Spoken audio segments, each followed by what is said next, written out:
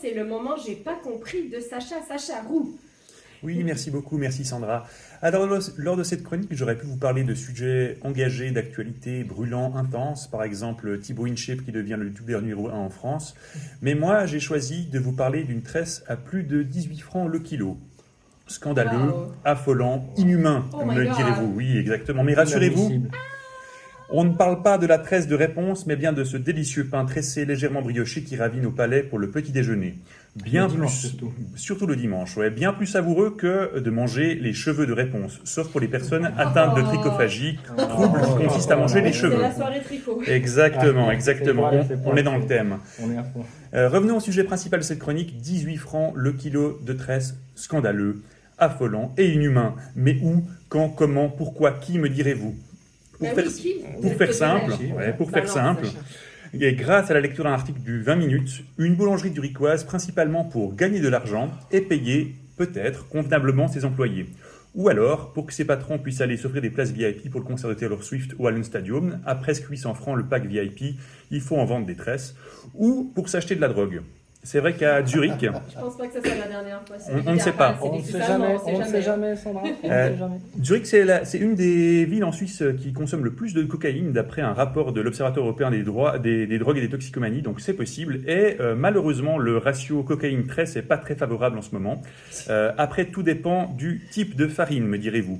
Dans cet article du 20 minutes, on apprend que ce prix est principalement dû à deux critères, le prix des matières premières et le savoir-faire artisanal. Et là, j'ai pas tout compris, mais merci le 20 minutes.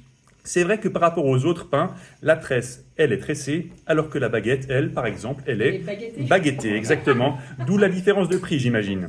On peut se demander alors si tout ce qui est tressé est supérieur au reste, et je crois pouvoir affirmer que c'est le cas dans de nombreux domaines. Par exemple, les cheveux de Gimli dans Le Seigneur des Anneaux, ils sont tressés, ceux des Legolas ne le sont pas, Gimli est supérieur. Cette chronique par rapport à la précédente est admirablement tressée, même si on peut se poser des questions sur la matière première.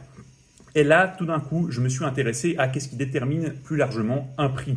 Et à nouveau, j'ai pas tout compris.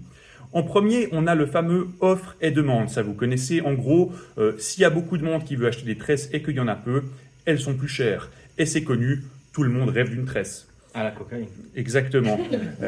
Pardon. On a aussi le coût de revient, et ça doit être rentable. On n'oublie pas que l'objectif, c'est les places VIP pour les patrons de la boulangerie. Et enfin, et si la tresse était un bien positionnel? Un bien positionnel, c'est quoi, me direz-vous? Vous en avez entendu parler. Mais oui, dans cette superbe chanson de David Castello-Lopez qu'on écoute juste maintenant. Je possède des thunes, je suis à l'aise financièrement, je ne me plains pas, les affaires marchent en ce moment. Je possède des thunes, je suis à l'aise financièrement, je ne me... Moi, je l'adore cette chanson, vous l'avez peut-être déjà entendue. Et en gros, qu'est-ce que ça dit? En gros, un bien positionné, c'est un bien qui permet de se positionner socialement. Imagine un monde où acheter une tresse, ça devient un luxe, seulement à la portée des plus fortunés. Mais rassurez-vous, les riches ont autre chose à faire que de manger de la tresse. Ils doivent voler en jet ou exploiter des travailleurs immigrés. Tu peux dormir tranquille. Et oui, au final, on ne saura jamais pourquoi cette tresse zurichoise est si chère, mais on peut affirmer sans aucun doute que si Harry Potter avait eu les moyens d'acheter une baguette tressée dès le début, toute son histoire aurait été bien finie plus vite. Et tout est bien qui finit bien de notre côté du Röstigraben. On est loin de ce prix de tresse, et heureusement, parce que je suis pas prêt de me mettre à la trichophagie.